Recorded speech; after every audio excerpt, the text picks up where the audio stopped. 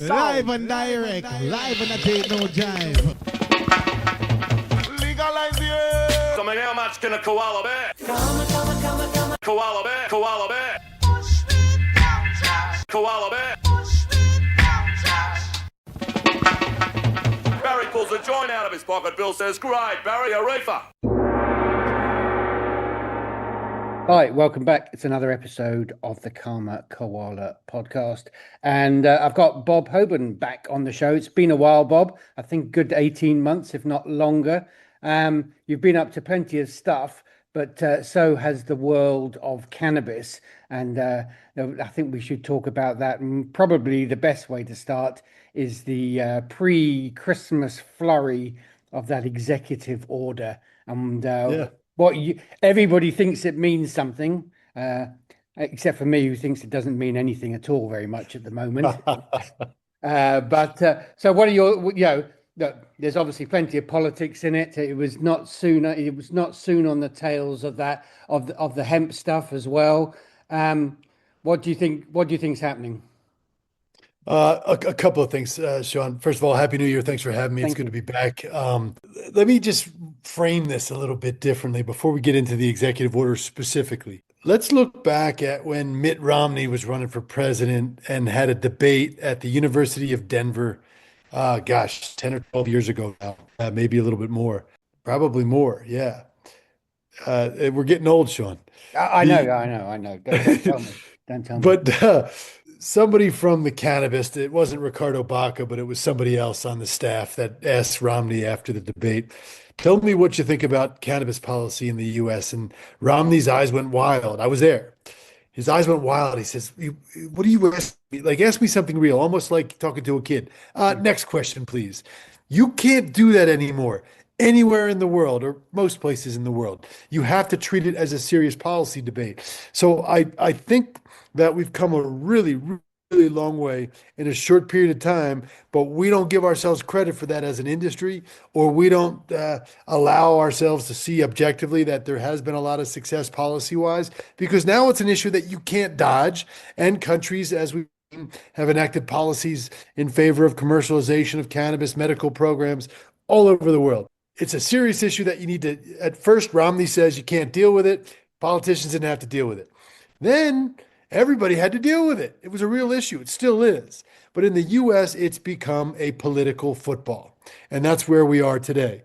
So let's look at how the Trump administration is using it, how, frankly, the Biden administration used it too. Let's make no mistake about it. When the Biden administration tried to move forward or directed its agencies to move forward on consideration of rescheduling cannabis, it was a political move for vote. They were taking votes. That's all it was. Yeah, of course they were. Of course they were. And that one clearly had no chance of getting across the goal line, so to speak. However, it did get really far, really fast. If you remember, it was about 11 months plus or minus from the time Biden says, reconsider this, to the time that there was a 255-page report that talked about cannabis and why it should be treated differently and less stringently.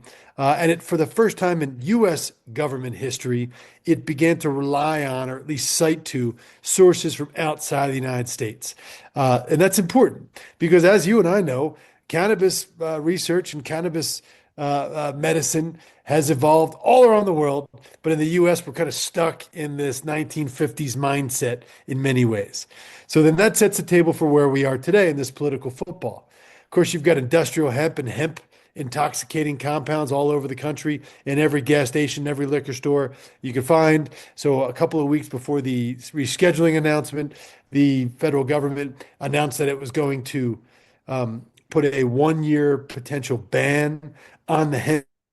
That will never happen. The hemp industry is here to stay. It's past that point, and a long time ago, isn't it? A long time ago, and it's a some say 23 billion, some say 50 billion, but it's multiple tens of billions of dollars of an industry in the United States, and it's federally legal, or it has been at least, so that there's lots of international commerce. The federal government will work out a deal. That was just a reset, so the alcohol industry could come in, assert itself, and say, hey, wait a second. We know these guys in DC. We've known them for a long, long time. We have a three-tiered system. You're going to do things our way. If you don't do things our way and give us a place in it, or let us assume our rightful place in it is the right way, I think they would Yeah, say it. exactly. Then it's not going to happen at all. Well, I So presume also that's it was a little bit of McConnell. I made a bit of a boo boo. I just want to show that I did make a boo boo, and I'm trying to fix it, even if it isn't fixed. I've done my, politically, I've accepted what's happened. I tried to fix it back, and this is where it is. exactly. Think about that, Sean. The greatest cannabis reform in U.S. history before rescheduling, or maybe even notwithstanding the rescheduling, has been removal of hemp derivatives, including THC, from the Controlled Substances Act. And who did that? One of the most conservative politicians ever, Senator Mitch McConnell. So Mitch McConnell was bitter about that. Doesn't want to be known as someone who opened up THC markets. That was not his So do you intention. think he said it was this their researchers and their policy people's oversight at the time, or do you think there was a little bit more? Some people knew and they didn't tell other people, sort of thing, or is just that it was they didn't have enough lawyers for good tight language? Yeah, exactly. So a couple of things. Number one, there's an unnamed McConnell staffer who has Mhm. been quoted in the press, even though we don't know who this person is, saying by no means was this a mistake. This was intentional. Well, I've seen that. I have seen that. I know who this person is. The person's never reared their name, so I don't know if that's true or not. But what I can tell you is, from a legal standpoint, it doesn't matter Yeah. because plain language in the law is all that matters to determine intent. The plain language is not ambiguous here. The language that was chosen, that was written, says all salts, all compounds, all isomers, all salts of isomers, all derivatives, all oils, all of it is no longer a controlled substances if it comes from I hemp. mean, it was looking towards the future. It was looking towards the future and saying science will create, and in the act of that creation, it is legally defined. Exactly. So was it a loophole? Is it a loophole? A loophole technically is where you operate in the face of ambiguity. Yeah. There's nothing ambiguous about the federal language. So it's not technically a loophole, but was that Mitch McConnell's intention? Likely not. Was it somebody's intention? Did somebody know this was happening? Probably. And we have this unnamed staffer who kind of confirms that notion. But nonetheless, we've dealt with it. It's grown to a multi-billion dollar, tens of billions of dollars of an industry, and it's pitted the marijuana sector, the cannabis industry, and the hemp sector against one another. So then what do you have? You have maneuvering in Washington, D.C. and the individual states. There was a time, I'd say 9 to 15 months ago, where the hemp industry had more money than the marijuana industry. I don't think that's the case anymore. I think that momentum shifted back because of smart moves fiscally from the MSOs. As much as I'm not a big fan of some of the MSOs and some of their leadership, I think they're uninventive and frankly stagnant, and I wouldn't. Yeah, I well, wouldn't they're always crying poor, but they always seem to have plenty of money for investment in overseas markets. Is one of the first things I notice. Curaleaf is all in on overseas markets. Yeah, well, I'm Trulieve getting just Cureleaf ads on when I watch English TV on my VPN, so that it's not as though they don't have spend, and it's not Google TV. It's terrestrial TV. So they have spend for marketing in these other markets. 1000%. And they have cash, and they have cash, and they don't have as much debt as you would think they have. In fact, I think Trulieve just paid off, I'm going to get the numbers wrong, but something like $400 million in debt Yeah. was wiped out, not refinanced, but wiped out with cash, and they still have cash on hand and continue to make more. So the MSOs are very strong, which means they have money to spend on lobbying. They've always had money to spend on lobbying, but they've seemingly got the right lobbyists in place, and we have a transactional government at the federal level. We these certainly days. do, and that's where we move to that. So, I mean, that EO was, I think relatively smart because it put everything onto the DOJ. What do you think's going to happen there?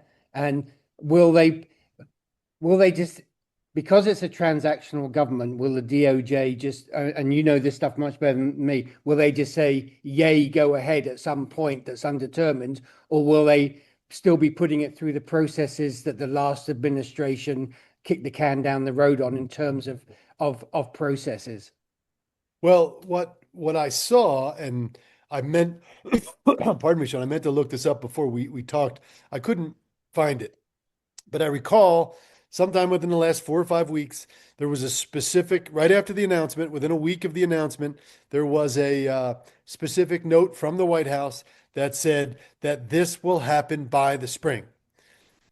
So Okay, I what's haven't seen this? that, so that's interesting. Well, So that probably means that they're going to kick back into the rulemaking process, yeah. and once the rulemaking process goes forward, it's a relatively simple thing, Sean, to say, all right, all of a sudden, marijuana, spelled with an H, is no longer Schedule 1. Now it's Schedule 3. You still have to go through a formal rulemaking process and have a notice and comment, and you're going to have a bunch of groups saying that this is a Oh, terrible well, they're idea. they're already shouting very loud at the moment. Very loud. I see that Sabet has a hired bar, so that makes for good TV and politics, doesn't it? It does. It does. And so those people are shouting from the right, and Yeah. then you have people shouting from the other side, and then you have people saying that the hemp industry is killing everything. So there's a lot of noise. Now, I do believe that there will be a formal announcement of rescheduling, and this process will be completed.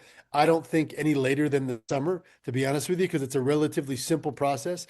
The question is, what does it mean, Sean? What does it mean for cannabis, marijuana, rather, to be rescheduled in the United States from Schedule 1 to Schedule 3?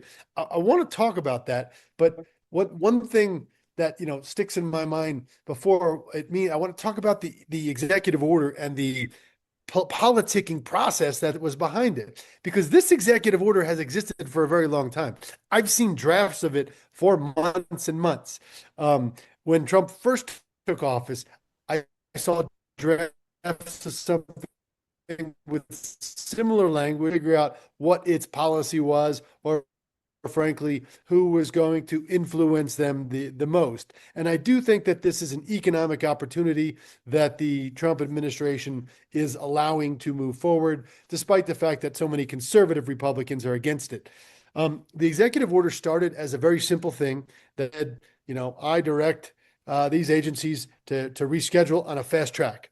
The lobbying and the politicking came in after the fact, where the hemp industry got the ears of the White House and got that language in there that basically does two things. Number one, it says CBD is something that we want to move into our healthcare system through Medicare and otherwise for reimbursements.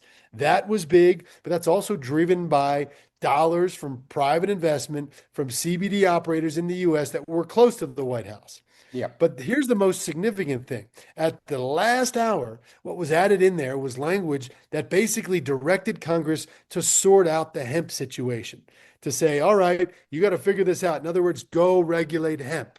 So you've got an EA, an executive order rather, that says three things: reschedule marijuana to a lower schedule, Schedule 3. And then it says CBD is something that we should be promoting and reimbursing. And then it says, oh, by the way, don't ban hemp, regulate it. So those three things are all happening at the same time. Your guess is as good as mine how this all shakes out. But let's go back to the Schedule 3 thing and see what it really means. You know as well as I do that dispensaries are not compliant and could never be compliant with Schedule 3. The only operators that could be a Schedule 3 compliant company, and let's look at ketamine, let's look at Tylenol with codeine, let's look at some other commonly used substances that are Schedule 3 substances. You can't just walk into a store and buy them anytime you want. You still have to go to a doctor and go through all these processes. And those compounds are produced in a very strictly regulated system where everything has to be the same every single time, like a pharmaceutical complex desires and what, frankly, consumers and patients require. Our marijuana system is not equipped for that. There's two places where it maybe is. Number one, cultivation. Look at cultivators. I look at a company that I used to be on the board of, a company like Glass House in California. They're uniquely positioned, in my opinion, to be a DEA registrant. I don't know any inside information. I haven't talked to those folks in a long time, but I would imagine that they're getting ready to file to make sure their house is in order and to file that DEA registration permit to say, let us cultivate cannabis for medical purposes under Schedule 3 and be a registrant. And the model around the world for this is the company Bedrock in the Netherlands. Bedrock has been doing this for 20 years. They're a government subsidized entity, or at least they have been for 20 years. I don't think that's going to continue on going forward. And they comply with the highest standards of medicine under the law. Did they produce the best cannabis in the world? Consumers would say no, but operators that want the same plant material every single time in the pharmaceutical complex would say yes. All right. So I think cultivators can get licensed. Manufacturers, I believe manufacturers get licensed. And this is where things get interesting with the hemp sector, because one thing the hemp sector has shown us is that innovation through manufacturing and lab processes has really, really saved the day and created that $23 billion industry. I believe that a number of hemp manufacturers will qualify as Schedule 3 operators. And I wonder how these independent marijuana state licensed manufacturers of edibles, of beverages, of things of that nature, whether they'll also qualify. But if they do, can they still sell to dispensaries? So if I'm a cultivator or I'm a manufacturer and I'm a Schedule 3 registrant, I can't sell to a dispensary that's not Schedule 3 registered. And I'm no scheduled substance registration expert. I don't work for pharmaceutical companies, never have, except in the cannabis industry. So I can't tell you specifically about dispensation, except I have reviewed the law, and on its face, it's clear that those products need to be distributed through existing medical complex outlets like pharmacies. I was about to say it's CVS world, isn't it? It's not CVS, world. CVS, Walgreens. It's not dispensaries, Sean. Yeah. And that's the thing. So if I'm a cultivator, if I'm a manufacturer of edibles, and I can't sell to a dispensary, but I want my DEA registration, maybe I create a unique concept where I have a state license and I sell to the dispensaries through this state entity, and I have a wholly owned subsidiary over here that's a DEA registry. Yeah, through those other networks.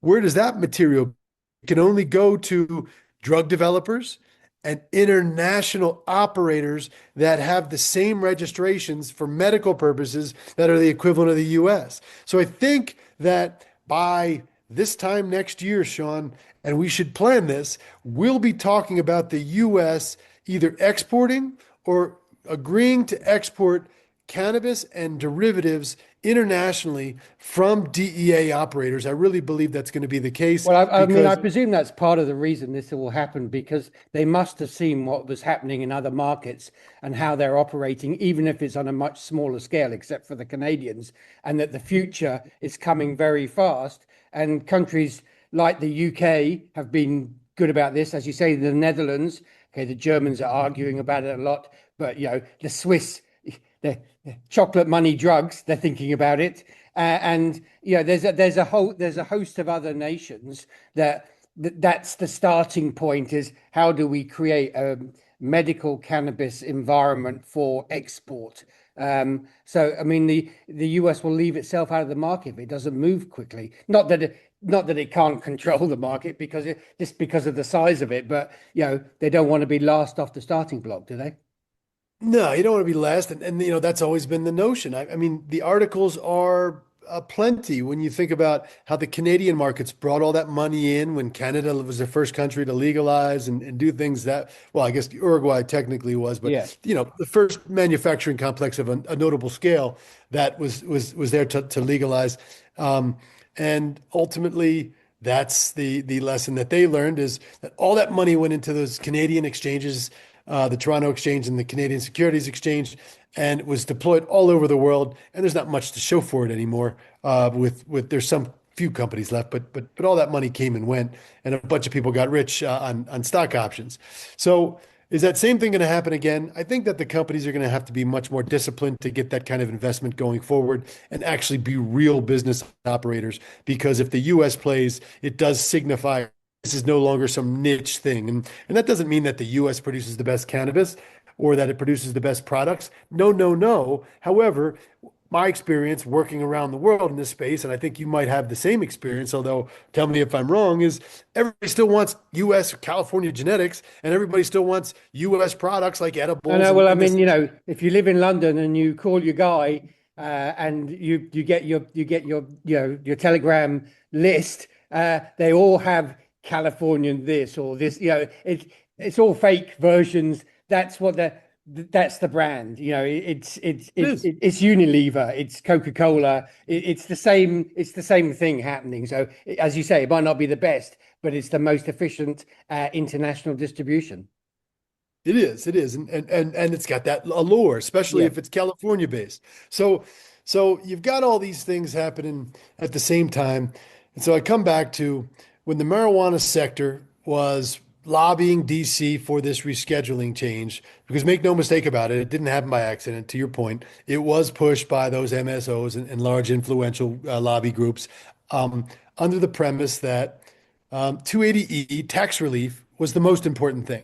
So if something is a Schedule 1 substance like marijuana currently is, you can't take tax deductions for it for selling the product. But if it's a Schedule 3 substance, 280E, that prohibition about taking deductions no longer applies, right? So all of a sudden, I could take deductions. Now, in theory, I'd like to ask you a question because you might know this answer, and I don't know the answer.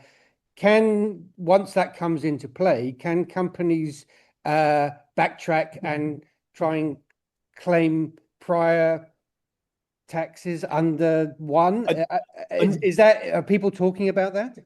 undoubtedly they will. Undoubtedly they will. In fact, there's been a number of cases by the MSOs thus far, which have been marginally successful in the MSO's interest to reduce that tax impact going backwards. And let's get it straight. I think the publicly traded companies that were studied 2 years ago, they owed $500 million in back taxes to the government. So this stuff isn't being paid anyway, is my point. Yeah. So even if I get 280E tax relief, I still don't have more cash because I'm not paying those taxes anyway, Sean. I'm treating it as an unfunded future tax liability. So does that make me more money? I don't think it does. And in theory, that money just is not being paid in taxes anyway in a timely manner. So I don't think that relief alone. Plus, there's a question about whether if I'm a state-based operator, a retailer in the state of Washington, and I'm selling marijuana through a dispensary, and I can't sell it across state lines because it's a dispensary. It's a state licensed dispensary. It's not a Schedule 3 registrant. But I'm selling a Schedule 3 product. Do I still get to take the tax deduction, or do I not get to take the tax deduction because I'm not really selling a Schedule 3 product because I'm not registered with the DEA? I think we're locking the courts up again. The overly busy courts are just about to be, the amount of litigation I see on a daily basis now, with regard to cannabis and hemp, and that's just going to triple. Look, we want to talk about international. We're going to run out of time, but I did have one more question about Schedule 3, and it's the research question. Simply put, I'm interested to know, this administration is cutting back on research in terms of funding it. What does research mean under this new environment? Are we going to see more research from private companies and less research in public universities?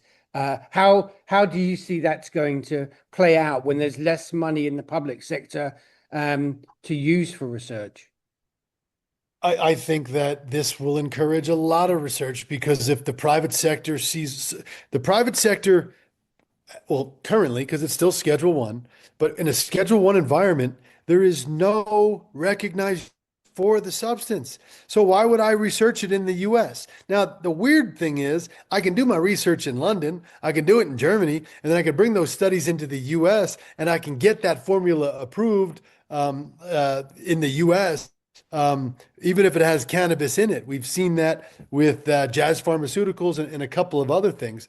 But at the end of the day, if there's a pathway in the US to profitability, legality, and you can be sure that those private interests are going to go in and start formulating out the wazoo and protecting those formulations with Well, that's intellectual exactly property where, protection. where I'm heading to. And do you think they'll be doing it by themselves or with tertiary institutions? I think it's important to have institutions involved, but we know that the private sector, institutions in the U.S. outside of University of Mississippi and a couple of other really, really small, limited opportunities, all the research has been done outside of the United States. Yeah. So the universities in the United States they're starting from below zero because they have to build an infrastructure before they even begin to do the research. The private sector is well equipped to do this because they've already been doing it, or they can simply buy a state operator, take its licensing away, and just use it as a research and development lab. So everything's there already. Okay. So, yeah. We could talk about this forever, but we have a limited amount of time, which is probably a good thing. Yeah, everybody who knows you knows that you've done a lot of work internationally. Looking forward to in 2026, there's things happening everywhere. Like as with cannabis over the last 20 years, everywhere it's itty there, bitty there. What jurisdictions do you think have got their acts together and will really be something different by the end of 2026? In the US or international? Or outside the US? Yeah, I mean, look, Germany, despite its political change more towards the conservative side of the spectrum, seems to be moving forward. I mean, there's some debate about, how prescriptions and how medical access is going to continue to be granted, making it a little bit more difficult. But I think the German market is extremely interesting. The UK market, being not in the EU, is extremely interesting. The Australian market, that's near and dear to you, I think is interesting to watch because things have seemingly moved fast. Although I don't know if the connection between the approvals and the production side and the consumer behavior I don't think it's on par yet. There's no match at the moment. It's a very Australian way of doing things. Import a lot of stuff and yeah, cheaply and sell it expensively to your customer base. But that's not just cannabis. That's just about everything. I think the Latin American markets who are drug producers and have nationalized healthcare systems are going to be really interesting to watch in this scenario because it's an opportunity. I mean, I love America, but the corruption among those governments is well documented, and where there's an opportunity to make money in new areas, the governments tend to move forward based in part on that corruption. So I see opportunities, and I'm not saying the U.S. government doesn't have an element of corruption, by no means, but I'm saying it's more prevalent, more documented in certain places south of the border. Yeah. So I think that you'll see those countries move in, especially when you can eliminate addiction properties in national healthcare systems, and you can eliminate dependence on foreign produced compounds. I think that those countries are going to move forward. And even if they don't believe this, if it's the placebo effect, at least it's not addictive, it doesn't cost them money,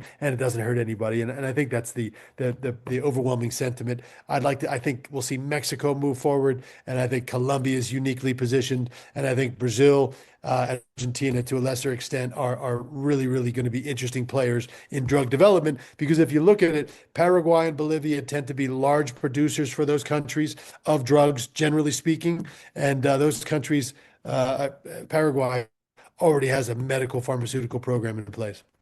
And what about a place that you've been doing some work over the past few years, Morocco? You only really hear the odd official statement, but I'm really interested in Morocco because in the whatever you want to call it, legacy gray black market, the numbers are so huge in terms of export. They're sitting on some sort of gold mine, but they don't seem to have worked out how to manage it yet. Morocco is the largest cannabis producer in the world, has been for a very, very, very long time. Approximately 56,000 acres plus or minus hectares annually are produced there, almost exclusively put into the black market. There was the first, I'm just trying to find it here, the first Export of medical hashish from Morocco to South Africa occurred within the last couple of weeks. So things are moving there. It's just you don't have the infrastructure on the ground, Sean. You have good intentions from the policymakers. You have an agency that doesn't know what it's doing in ANRAC. That's another story altogether. But you have no standard in place. So if my plant material is contaminated and not grown under GACP or good agricultural practices outdoors, can I use that material in medicine? You generally can't do that. And so you need to have better genetics. You need to have cleaner water. You need to have better processes in place for the plant material. And then you need to have the extraction capability. And generally, that extraction capability is going to be happening in other countries until Morocco gets the first part of that together. So I'm really hopeful for Morocco. I think the area of the Rift needs it. I think that it would be really, really, really an interesting case study if Morocco could convert hectare by hectare production of the illicit market of hashish into hashish for Regulated extract, market of hashish for some other sort.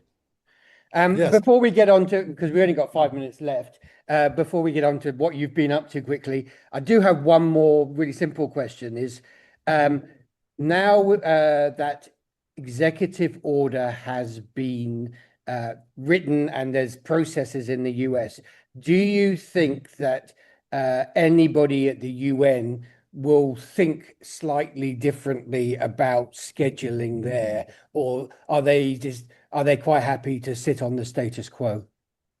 Well, let's remember in November of 2020, during COVID, it's quiet. Nobody talked about it. I wrote an article about this in my Forbes column.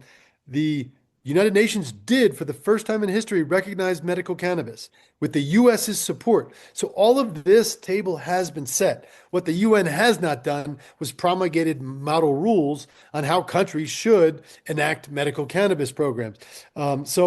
So there's a bit of a disconnect, but that's the UN. The UN moves super Well, slow. it moves at snail's pace, and we could talk about that forever as well. But as we only got a few minutes left, what have you been up to, and what's in store for 2026? I give you 3 minutes No, I at the appreciate end it. of the show to talk I, about it.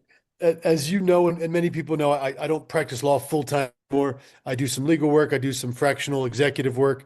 But I'm proud to say that I filmed a pilot for a television show for a large streaming service over the last 60 days at the end of the year in multiple countries around the world. My goal is to tell the story of policy movement, the transition from the illicit market to commercial market opportunities, and how the government officials open their eyes and how the entrepreneurs step in to fill the void, and to really focus on the interesting people that we work with on a daily basis. We being the industry, you and I, and everyone in the industry, the characters, the smart, really dedicated people, and what those stories look like. You've had television programs that talked about the cannabis culture. You've had cannabis programs about science, in medicine, you've had cannabis programs that talked about a number of things, but we hope to tie together all of these things, from hemp to industrial uses, to medicine, to counterculture, to production capabilities, to modern technologies and delivery systems, brands and products from all around the world, featuring those important,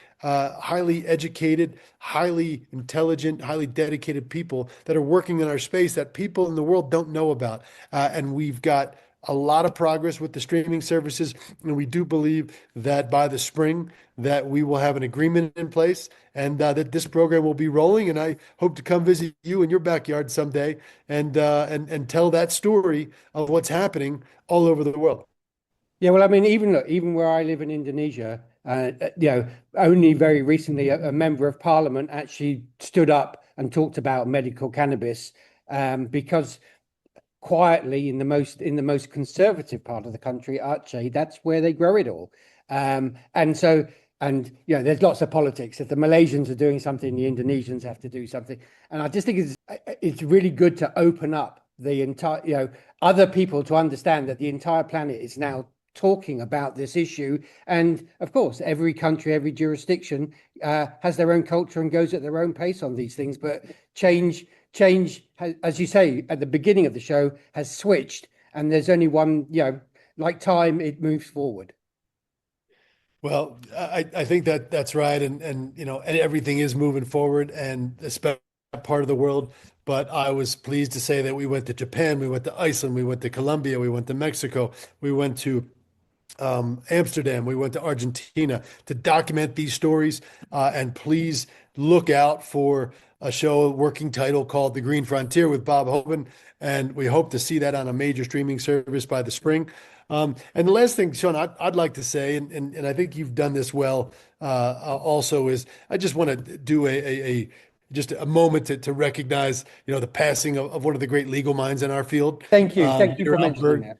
that. Peters was a friend and a colleague and someone that I relied on a great deal and got to know fairly well over the last few years, and really, really from a German standpoint, really influenced things behind the scenes. And he did pass at the end of the year, and it's a really, really sad day because he was a young man to our standards and a healthy man. So life can be fleeting, and And you should my hats off to grab it Peter. while you can. And look, I'll just add, because we already got a minute left, but I'm putting on this conference in Cape Town in June, and one of the things I do want to do is start a process through a memorial lecture that actually remembers Peter properly for what he's done and what he could have done, and actually talk about creating a bursaries or something that brings young people in, because I think he was a really important part of what was happening in Europe, and he will be missed sorely. And I think on that note, because we are on less than a minute, Bob Hoban, thank you very much for being on the Koala podcast. Always and anytime, Sean. Thank you very much for having me. Live and direct, live and I take no jive.